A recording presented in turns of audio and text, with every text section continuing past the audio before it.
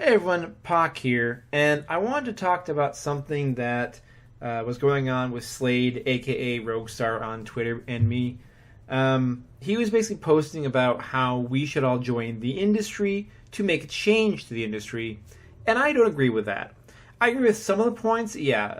Some of us helping out the new journalism websites is a good idea. I think that's a positive. It's a big plus. And I also think that supporting these new websites is a very good idea. However, there are the concepts of market presence and market saturation that he doesn't really seem to be looking at. We'll start with the journalism stuff, then we'll move to developer and whatnot as we go along. And one final point about no power to the consumer. We're going to talk about that, Mr. Slade, but after. So, the big thing with the journalism concept is that yes, you can all become journalists. I mean, that's one of the great beauties of the internet is that anyone with an internet connection and some time can either do video vlogs like this, you can do news reports, you can do a standard old blog with text on it. You can make all that for free and compete with the big guys. The problem is that unless you have like the greatest scoop ever, you're not going to compete with the big guys because they have market presence. They have brand recognition. Their names are known. So you're not going to compete with them, and you're not going to remove them from the industry and stop them from reporting by just being competition in a sea of other competition. So say, for example, we go ahead and we make 20 brand new sites. You know, everyone's making their own website, which is actually happening. We're getting a lot of new websites. The problem is that there's only so much attention that can be out there, and that's market saturation. Once you have too much out there, you're going to have a bunch of these smaller communities breaking off because the best way to be successful in any community is to appeal to a niche. So you have these 20 different niches now, all, like you have like an RPG only website, or, you have all these individual websites that set off as like little islands. And we're drawing traffic away from the big guys, yeah, but only for those specific interests. And the big guy is still there, still making money, and still being the source of news for the general public. The better idea is to pick a few really good, really high-quality sites and throw all of our weight behind them to help them move forward. Recommend them to your friends, tweet them out, get them on people's other Facebooks. Like, actually use them as your primary source for news and linking it to other people so they use that as their source of news. So that you drive more traffic to them, it raises their profile on Google, and hopefully they get a little bit more money so they can pay Google a little bit to help promote their links a bit up higher so that way they can be up there with Kotaku and all the rest. So that's my thing for the journalism side of it. For YouTube and live streaming and whatnot, good fucking luck. You're already going into a heavily saturated gaming-friendly market. Good luck. If you want to try and do it, sure. But I really don't think that's going to change anything because there's so many people doing it. And all it's going to do is just, again, dilute the market even more. A cup of water into an ocean is not going to affect the ocean. Now, for the developer side of it, this is where I have probably the biggest problem because he's like, well, more good games will make it easier, better in the market. Now, there is a couple big problems with that statement. The market itself, the toxicity comes from the culture of the publishers, not from the developers. So the concept of like greenlight and early access games, those came from seeing what was happening in the market. Like, we're talking Minecraft as like I would say Minecraft is one of the biggest influences in how people see monetizing games at this point. That in the mobile market and, like the cash shop market. Like, those are the two big influencers right now on the marketplace because they saw in Minecraft people paying for an unfinished game on the prospects of it having features as a finished game.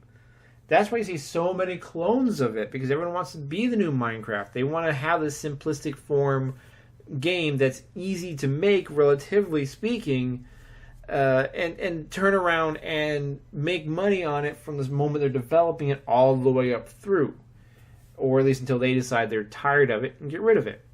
And so, with development tools that are also equally easy to use, these kinds of games are all over Steam. They're all over Steam, and they're even going, like, if you look on Xbox, I think, like, the library, if it's still like the Xbox 360 library, oh my god, that is like hell incarnate. That is like the worst place to play games in your life. You will see things like it just baffle the imagination as to how they were made. But they're getting on there. They are getting on there. And the market is flooding with them because the tools are easier to use. So yes, you can be a developer, but you're in a sea of other developers. And that's not going to impact the market for the AAAs, because AAAs are AAAs. They have television marketing. They have, ads all over the place.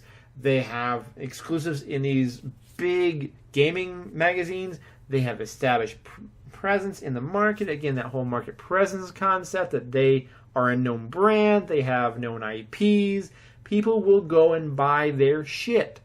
There is not going to be a way to unseat them just by adding more games. All it's going to do is muddy the waters even more, put in more games into circulation that are going to have fewer players. Because again, you're going to have all these people looking for just the perfect game for them, and they're going to just disregard so many games until they find it. It would become like the buyer's market. The buyer decides who lives and who dies. We'll get to that in just a minute. But that's what it becomes. And that's not going to solve anything. It's not going to solve a damn thing. Just like Minecraft's success and DayZ's modding success didn't solve anything. All it does is it gives the big guys an idea for a game. They make a game. Dying Light, hello? Duh. It's I know, yes, they did do Dead Island before that, but Dying Light is really playing on things like is really playing on things like the DayZ craze of zombies, and parkour and all this kind of stuff that they're seeing people doing in other games. Because that's the whole thing now. Everything has to have every feature. You have to have Assassin's Creed mixed in with DayZ, mixed in with Call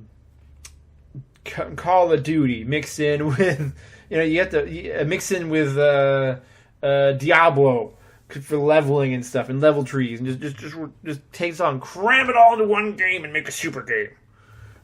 That's what they're doing, is they're trying to grab so many ideas from everywhere to try and get someone to buy their game.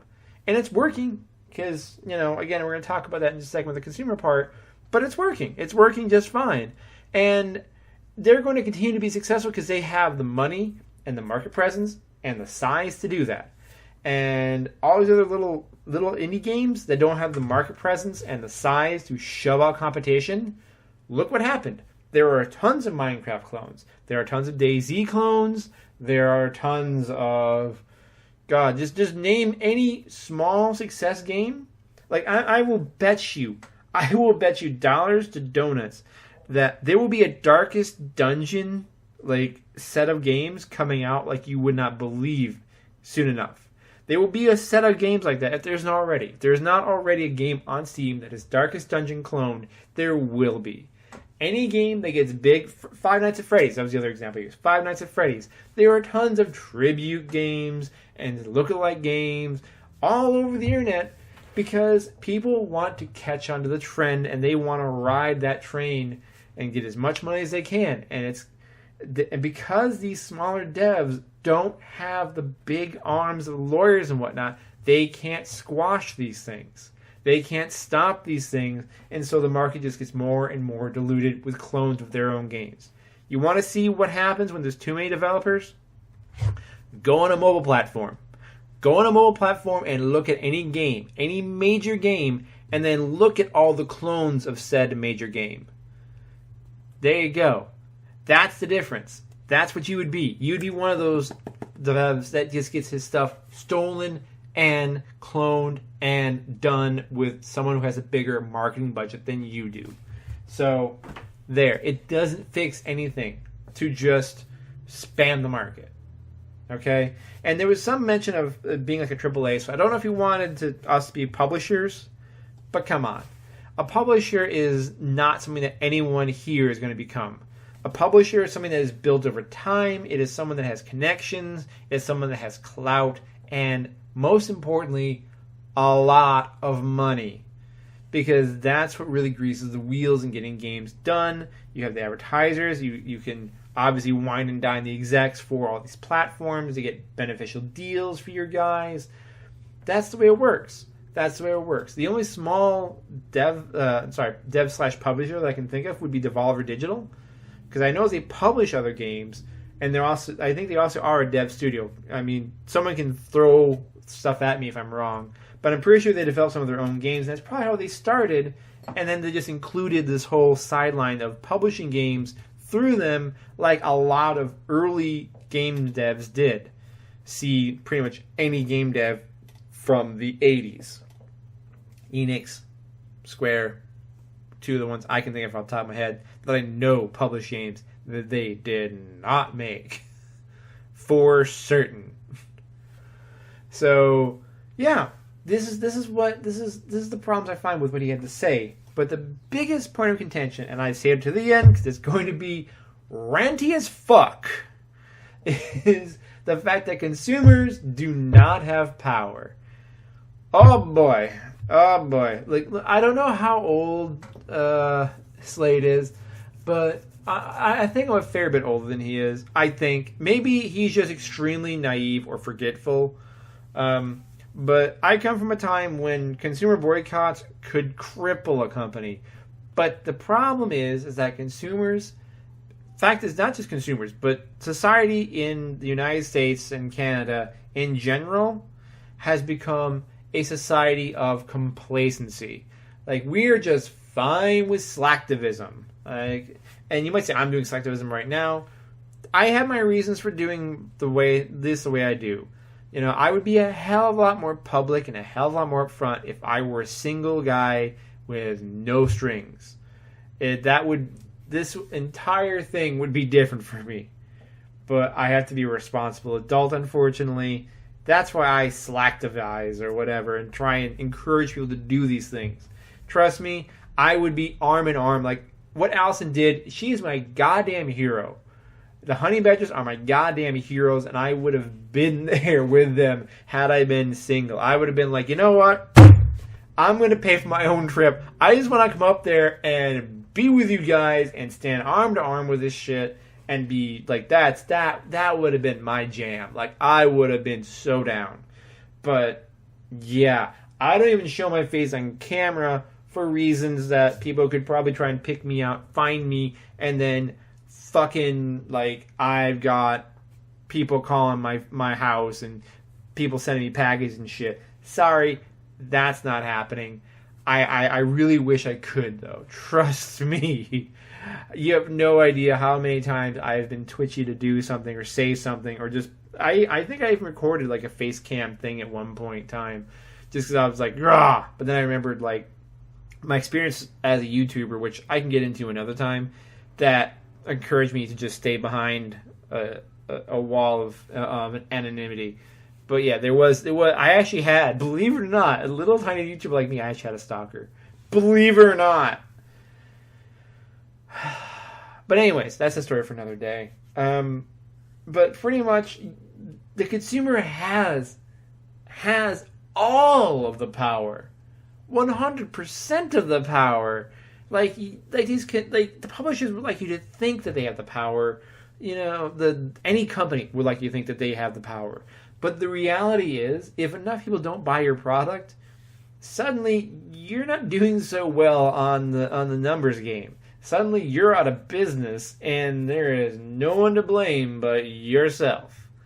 You know, that's just it. That's why these companies go under, is because they sell poor quality products, no one buys them, and then they get their IPs snatched up by these bigger companies that try and use them to make money, and then people are dumb enough to follow along.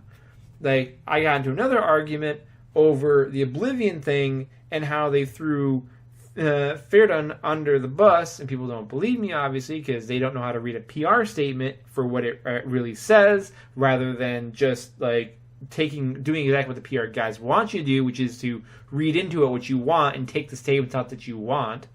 It basically states that they would have removed the content regardless had they caught it, but they didn't catch it. But they use very loose language saying, "Oh yeah, I'm pretty sure we didn't catch that." Basically saying, "Oh yeah, it wasn't that our devs only had under 400 pieces of text content, which are very small and very easy to read." And obviously they didn't vet any of that content before putting in the game. And they had a process set up that they never use on any other content, which I'm sure any other contributor could probably come up and corroborate that if they did send objectionable content, they probably did get pushback on. So, excuse me if I'm a little bit jaded by thinking that a company with that much of a PR statement and that much spin on a statement to try and deflect as much of the blame from themselves onto the customer as possible. Because they're like saying, "Oh yeah, we made a mistake, but it was really this guy's fault. And we involved in the process because we want to honor our backer. But, luckily he changed it." I mean, I would have loved for Feardun to have pushed back and seen what happened. Because I can guarantee you what would have happened. They would have said, "Well, then, would you like your money back? Or would you like us to change it?" I'm fairly certain that was the next statement coming, because judging from that PR statement, they were 100% on board with this SJW train, and they took a guy who gave them $500, an actual customer of theirs, threw him under the bus for some random douchebag that got upset over a memorial buried way deep that he had to really stretch and reach to get offended over. I'm sorry. To me, I noticed that was a rant off of a rant, but to me, that's when consumers are getting screwed by these companies, and that's the kind of behavior I find abhorrent in the industry. I find that to be terrible business practice, and in the day, I would say just not buy anything else from this company ever again until they come back and apologize and make amends. I'm sorry. Your customers are your customers. They are not these other people that are just nipping at your heels. They aren't your customers. And your customers can make a huge difference. Like, look at Notch. Notch is the epitome of what happens when you have a customer base that is fanatically loyal. He went from having this little-known game to it being shoved all the way up to being one of the most successful games of all times because he was constantly involved with his community. He was smart in how he worked that angle, and I won't say he made the game by himself. He definitely did not. I mean, he had a whole team that ended up doing the game for him. We won't even get into that, but pretty much you can see what community can possibly do and what customers can do, what consumers can do with their money and their time and their effort. It isn't just your wallet. It's your time and effort. Because you're the ones that build the communities. You're the ones that are the cornerstones of the industry. You are the ones deciding what games live, what games die, what studios stay around, and what studios close. You are the ones, you are the people to blame for anything bad, and you are the people to praise for anything good when it comes to companies and their successes. In regards to, honoring them. For example, like, if a game's bad and you don't want to buy it, that's fine. Boom. You are responsible for letting the company go under. Good job. They did bad stuff. Congratulations. If there's a company that's underappreciated and it died, it's on you that it died because none of you shitheads bought it. It's that simple. It's that simple. It is how the market works. People keep saying, let the market decide. Let the market decide. Why do you say that? Because the consumer is the one deciding. Now, the problem right now is that Gamergate's numbers, that's the issue. The Gamergate's numbers are just, we are like, what? Gamergate is like 1%. We're less than 1% of all gamers. And think about how much noise we've made as 1%. Okay? Imagine if we had even 30% of gamers, 40% of gamers. I mean, how big was the Mass Effect revolt? I mean, that was huge. Imagine if we had those numbers. The industry wouldn't be ignoring us anymore. They would be catering to us because they know that's where their money is. That's all these publishers care about. That's all they care about. They have zero integrity. Don't even try and tell me that Intel is like all up with the women now. No. They see dollar signs. They see great publicity and they're like, damn, the Sarkeesian chick's on like MSNBC and every fucking network. Get her. Get her in here. I don't care what she does. Put her name on something. People will fucking buy it because people are fucking sheep. And that's what people fucking do.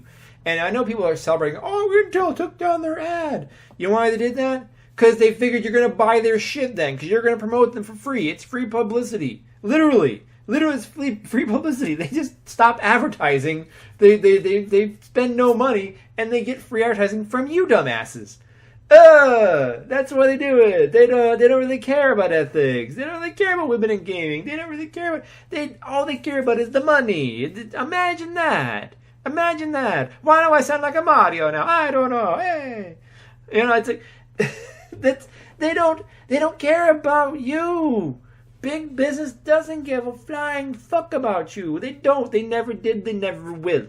They don't. The people that care about you are the devs behind the big business that have to deal with the shit that comes between you. That tunnel of shit, that channel of shit that everything must flow through. You know? Like, I'm sure, I can almost guarantee you that the people who made Mortal Kombat, they did not want the fucking microtransactions. They did not want them, okay? Warner Brothers wanted them. Warner Brothers said, hey, how are you going to give us microtransactions in this game? And they're like, it's Mortal Kombat. What do you want us to do? There's it's a fighting game. You kill people. We'll make characters you can buy. How about that? And like, well, that's good, but we need more money. We need all the money. So what else can you do? Well, I know, self-fatalities. When I was playing Mortal Kombat back when I was a kid, I know that I can never do the fatalities. Sell those motherfuckers. I know I sell motherfuckers, but I don't want to sell. I don't know why I'm doing this voice for for that studio. And I can't even think of the studio's name because I've been up since yesterday and I'm so tired. I'm supposed to be in bed because I have to work tonight because I work overnights. But, okay, focus. All right. So to wrap this up in some fashion, suddenly, randomly wrap it up, to kind of focus back down and kind of wrap this up, the consumer has all the power. They always have had all the power. They always do have all the power. The problem is just getting the numbers behind that power and to rouse that sleeping giant that is the consumer body and just making them make these decisions. So what I say you should be doing, and I'm just one random douchebag, I am not the leader of Gamergate, I am not ordering you to do shit. What I'm doing is just think about doing this. Is to take the arguments of Gamergate and bring them into new spaces, but without using the hashtag. Because I think the hashtag has pretty much served its purpose. It keeps us rallied. We can continue to use it to spread news amongst ourselves. The idea, though, is right now, I think that we need to slink into every community. We need to just go, okay, we need to go back to what we used to be doing, go back to our little hubs that we used to love, the ones that banned Gamergate talk, and then what you do is you just watch. You watch for news that falls in that sphere of influence, right? That falls into that wheelhouse. And then when you bring up some of the ethical quandaries in that. And people go like, Gamergate, like, what do you mean Gamergate? This isn't about Gamergate, this is about what this guy just did. You know, you use the evidence on hand to start making people question things and making people realize that there are problems that should be faced. And the more we do this, the more we bring to our side. Even if they don't use the hashtag anymore, they're still on our side. And that's when you start rallying people. When you see that kind of groundswell in the community you're in, just start that groundswell of support towards saying, hey guys, we can do this. If we get enough people, we can push this out. We can actually get everyone boycotting this thing or that thing. And when I say boycott, I'm not saying boycotting game companies, okay? Now, unless the game company's like the guys from My Number 9 who have not yet apologized for the community manager treating and banning backers like shit. Like she banned backers. She treated them like shit. They condoned it by silence and have not apologized yet. I would say that is when you can just safely scratch off your list and be like, no, they don't care about their customers. This person was their community manager. They still haven't apologized to us. Fuck you. Goodbye. If they'd fired her and made a big deal of it and actually apologized and said sorry, I'd say, yeah, that sounds like good. Because you take a look at CD Projekt Red and how they handled their community manager. They were like, yeah, that dude who said that shit, he's wrong. We're sorry. He's an idiot. We don't. That was on his personal account. He was not speaking on our behalf. He's a fuckhead. They didn't say that, but basically that's how I like to think of it. As some guy at manager's like, fuck, dude, we're trying to make video games here, and you're talking about KKK? What are you, a fucking moron? Get on your Twitter and go apologize, you shithead. That's what I feel like he wanted to say. Maybe that's just me. But then the shithead apologized. So, to me, that's how you handle a business. Someone says something stupid, and you make them apologize for it. You don't punish the company because someone's stupid. You punish the company when they don't take action because someone said something stupid. And you don't even have to really take, direct action. They just have to be like, yeah, either, that guy's a fucking retard, or that guy's a fucking retard. They don't just, send them off like they did the My Number 9. It's like, oh, we're so happy she was here. Everyone, round of applause. Yeah, everyone's like, no, that bitch banned backers. Fuck you. You're banning the people that actually made your game happen. Fuck you. Fuck you. Just the hell with you. You're a garbage person. Get out of the industry. Just you're done. Get out of here. You go do something else with your time. Go write fucking slash fiction or something. I don't know. But yeah, that's what I'm saying. We can do that. We can actually get this groundswell of support. We can get more people engaged in the fight just in a more circuitous route. We just don't say, oh, you must be Gamergate. No, don't. Instead, go to them, just point to them the ethical problems and say, hey, look, what do you think of this?